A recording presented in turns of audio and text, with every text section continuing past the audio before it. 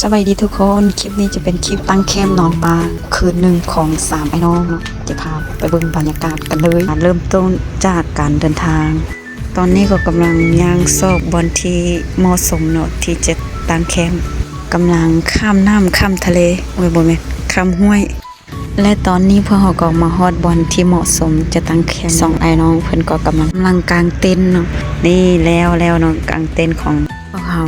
ตัดมาที่ซ่องเองเขากำลังดำปลาเนาะแล้วก็กำลังเก็บปลาให้อันซ่องเองหลังจากซอกเขาหนึ่งปลาก็ได้พอประมาณเนาะกำลังปิ้งกำลังลามเนาะลามใส่บางแดปิ้งแดบรรยากาศตอนนี้ก็คือดีเลยแหละกลางคืนเด้แล้วก็เย็นดีเนาะแล้วตอนนี้ปลาเฮาก็สุกแล้วเนาะกำลังจะพากันกินข้าวเนาะมาเด้อทุกคนมากินข้าวนำกันเด้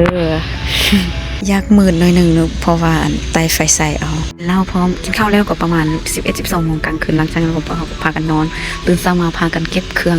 สำหรับคลิปนี้ก็จบเพียงเท่านี้บ๊ายบายขอกับเพื่อนก่อนเด้อ